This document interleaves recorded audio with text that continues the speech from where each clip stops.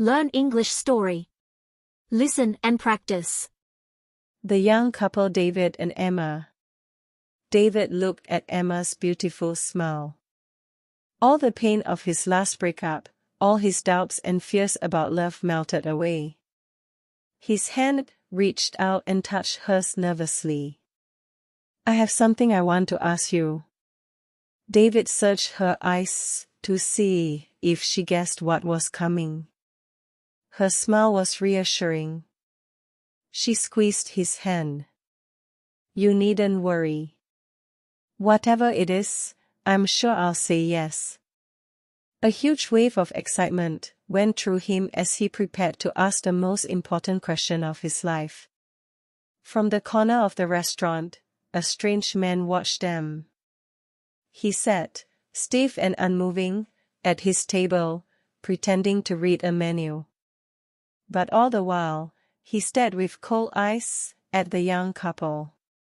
Back at their table, David suddenly felt his nerves return. "Excuse me," he said to Emma. He pushed his chair back and went to the toilet.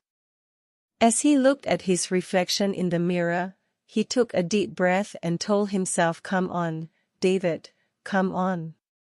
You can do this, mate. She's crazy about you." He nodded at himself and feeling braver, he stepped outside the bathroom. He bumped straight into the extremely tall man, who was waiting by the door. The man's eyes were a cold bright blue and his face was pale with a sharp, pointed nose and thin, pale lips. "Oh, sorry," said David. "Which one?" the man hissed. He spoke with a strange, heavy accent that David had never heard before. For a moment, David was confused until he realized what the other man meant. "Oh, this one," said David, helpfully. "This is the men's toilet." David went back into the restaurant, reaching into his pocket for the small, square-shaped box. He was now filled with courage. He was going to ask her. The taxi ride home was heaven. The happy pair discussed their future life together and shared sweet words of admiration. "The night I proposed," said David. "The night accepted," replied Emma. "Just think, a whole life together. Caring, sharing." He began. "Loving, giving." Emma finished his sentence. They smiled at each other in love and excitement. "You are so wonderful," sighed David. "And you're absolutely gorgeous," said Emma. "I've never met anyone so lovely and kind. I'm so happy I could sing." But as they entered their block of flats, holding hands, a tall figure watched them from the shadows. "Which one?" he whispered to himself. He watched the building, waiting for a light to come on and give away which flat was theirs. 1 minute went by, 2, there it was. The light went on in a third-floor window. Emma was briefly visible as she closed the curtains. How often had the sharp-toothed watcher stood on corners like this observing his victims? Many corners. Many windows. A thin smile spread across his pale lips.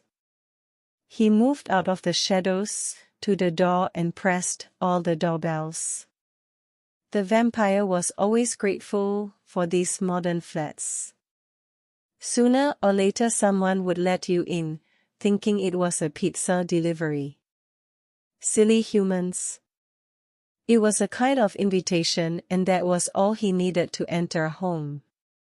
As he climbed the stairs to the 3rd floor and walked soundlessly down the hall, he could hear the young couple's laughter and conversation. As he pressed his ear against the door, he could hear their conversation. Young love made for the sweetest blood, it was so full of life and energy. I feel as if I'm in a film, she was saying. More like a dream, he replied. Yes, a dream. How lucky we are. Guess who I'll be dreaming about tonight, he teased. Who? Who? Her hair smells of roses. She's like an angel. Their dream was about to become a nightmare, the vampire thought. He burst through the door and stood there, with a cruel expression, showing his sharp teeth. The couple screamed and held each other in terrified silence. The vampire smelled the tension and tasted the fear. This was how he liked it. Fear made the blood even sweeter. There's my wallet. On the table, there. Take it, said David. Take anything you want. Indeed, I will take anything I want, the vampire replied. Fine. Fine. We won't stop you, I promise. David cried. You won't? I promise, replied the vampire. As the light shone on the sharp, pointed teeth, the terrible realization came to David and Emma at the same time. Look at his teeth. Is he a vampire? Which one? The vampire hissed. It can be only one. The couple's eyes were wide open and staring. Their mouths hung open in horror. They held each other's hands and their stomachs filled with fear. Already tonight, continued the vampire. I have drunk from 3. One more than I can sleep and feel young again. David felt a strong instinct as the vampire moved towards them. He stepped in front of Emma and protected his wife-to-be. Emma gratefully held onto his back. The vampire was in no rush. Who best to attack? He asked himself. Which one? Thank you, Emma whispered to David, for what you're doing for me. Of course, darling. I'm here to protect you. Pride swept over him as he said the words. He could fight this vampire. All he needed was a cross, or something to stab him through the heart. He looked around for something. You're so selfless to offer yourself so bravely, continued Emma, admiringly. Pardon? Asked David. What the hell are you talking about? Oh, said Emma. I just thought that with your love for me and everything. David and the vampire stared at each other. Now, listen, Emma. There is no doubt about my love for you. Really? She replied, her voice heavy with disbelief. But you can't expect me to just throw away my life. I wasn't saying you should, she said. It's just one of our options, that's all. Well, think of another one, he argued. Why don't you offer yourself up for me? The mood in the room had certainly turned ugly. The vampire was displeased that the fear and love had turned into petty arguments. Emma was furious. I hope you're joking. Let's see how strong your love is, he said, angrily. What a gentleman. What a lovely woman I was planning to marry. Offering me up like a bone to a dog. You said my hair smells of roses, she cried. All right, all right. Calm down. David was a little embarrassed to be having this argument in front of a stranger. I'm an angel, you said, she carried on shouting. Must. Feet, shouted the vampire furiously as he came even closer. He was determined to make a quick kill and get to bed as soon as possible, away from this terrible pair. His eyes opened wider and he showed his teeth. "Which one?"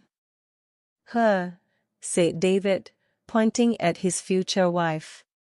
"Him." "Him," screamed Emma in rage.